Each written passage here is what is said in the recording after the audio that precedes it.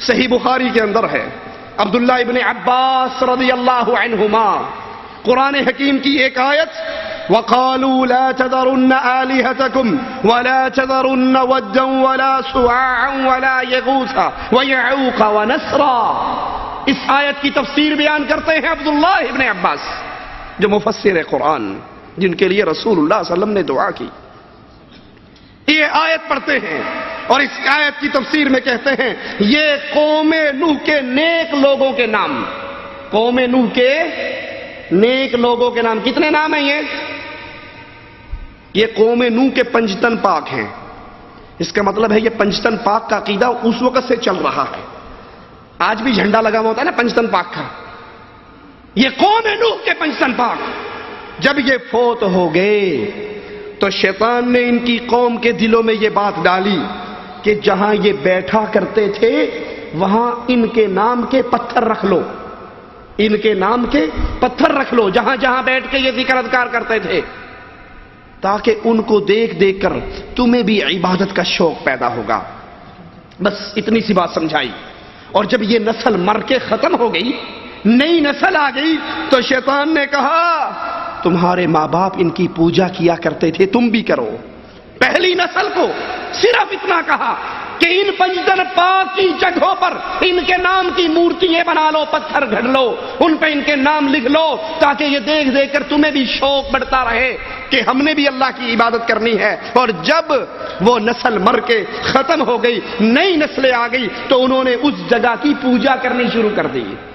آج بھی آپ دیکھو گے، آج بھی آپ درگاہوں پر دیکھو گے، ایک جگہ تو حضرت کی قبر ہے، اس کا طواف تو ہو رہا ہے، اس کی چوما چاٹی تو چل رہی ہے.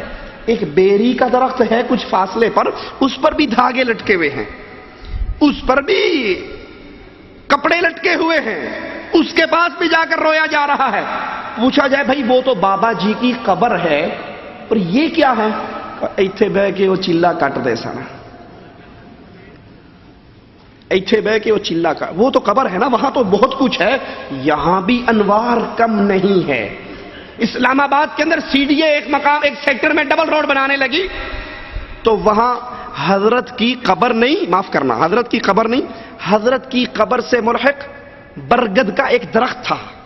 تو سی ڈی اے والوں نے کہا، میں چونکہ اسلام آباد کا رہنے والا تو وہ واقعہ مجھے پتا ہے، انہوں نے کہا اس درخت کو اکھاڑ دو اور ڈبل روڈ بناؤ. وہ ساوے چنڈے والے پہنچ گئے، کہنے مار دینا لیکن یہ درخت اٹھانے نہیں دینا. کہا کیوں؟ کہا حضرت مر گئے اور یہ درخت میں ساری برکتیں چھوڑ کے گئے، یہاں حضرت بیٹھ کر اللہ کا ذکر کیا کرتے تھے، اس درخت کو اٹھا کر وہاں پہ لے جاؤ تو ٹھیک ہے، مگر نہ اس درخت کو ہم ہٹانے. حضرت کی پوجا تو ہے، حضرت کے درختوں کی بھی پوجا ہے، حضرت کی بلی کی بھی پوجا ہے. تو سی ڈی اے نے مجبور ہو کر، پیچھے سے ڈبل روڈ آتا ہے، وہاں سنگل روڈ ہے، پھر آگے ڈبل روڈ ہے. یہ درختوں کی پوجا اگر قوم نوح میں ہوا کرتی تھی تو یہ درختوں کی پوجا آج بھی ہے. بلے شاہ کے دربار کے اوپر لگا ہوا بیری کا درخت، اس کے نیچے چادر بچھا دو، بیر گرا تو بیٹا پیدا ہوگا، پتا گرا تو بیٹی پیدا ہوگی. اور ایک جگہ پر ہم نے تعلیق لگائی کہ نہ بیر گرا نہ پتا گرا، تنکا گر گیا، اب کیا زنخہ پیدا ہوگا؟ یہ درختوں کی پوجا کہ وہ حضرت تو 1.25 لاکھ کے جہاں بیٹھ کے انہوں نے عبادت کی ہے، یہ مقام بھی بڑا اعلیٰ ہے.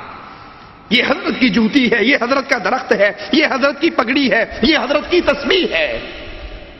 یہ غلو کا طریقہ قوم نوح کے اندر ایسے ہی داخل ہوا. ابن قیم رحمہ اللہ فرماتے ہیں جب قوم نوح کے 5 بزرگ مر گئے تو لوگوں نے انہیں دفن کر کے ان کی قبروں کی مجاورت اختیار کر لی، مجاور بن گئے. یہ سجادہ نشین، یہ گدی نشین، یہ مخدوم آج کے نہیں ہیں. یہ شرک کا دروازہ قوم نوح سے کھلا ہوا ہے. مرنے کے بعد لوگوں نے ان کی قبروں کی مجاورت اختیار کی، ان کی مورتیاں بنائی، پھر ان کی عبادت شروع کر دی. ابن جریر اپنی سند سے محمد بن قیس کا قول نقل کرتے ہیں کہ یغوث، یعوق، نصر اولاد آدم میں سے نیک اولیاء تھے. جس کو وہ پوجتی تھی وہ کون تھے؟ یہ نقطہ بڑا باریک ہے، ذرا سمجھنا. قوم نوح جن کو پوجتی تھی وہ کون تھے؟ اولاد آدم میں سے نیک لوگ تھے. اور ہمارے انڈیا پاکستان میں جن کو پوجا جاتا ہے وہ کون ہے؟ مسجد میں کھڑا ہوں، کچھ نام ہیں جو زبان پہ لیتے ہوئے ڈر ہوتا ہے وضو نہ ٹوٹ جائے. لسوڑی شاہ، پھسوڑی شاہ، پیر اٹ شاہ، کتے والی سرکار، کاما والی سرکار، چادر والی سرکار، پیر گھوڑے شاہ. لاہور کے اندر بہت بڑا دربار، انہیں انسان نہیں ملا پوجنے کے لیے، گھوڑے کو دفن کر دیا. جن کو قوم نو پوجتی تھی وہ نیک اولیاء اللہ تھے جن کو آج پوجا جاتا ہے. یہ جانوروں کی قبریں بنا لیتے ہیں. ارے نام تو چج کا رکھ لو، کوئی نام رکھنے میں پیسے لگتے ہیں، کوئی اچھا سا نام دو. پیر و مرشد، امام طریقت، اور آخر کے اندر پیر کا کیتاڑ. پاکستان کے اندر بہت بڑا پیر ہے، زندہ ہے، اس کا نام لقب ہے پیر کا کیتاڑ. اس سے بڑا گمراہ اور ظالم کون ہوگا؟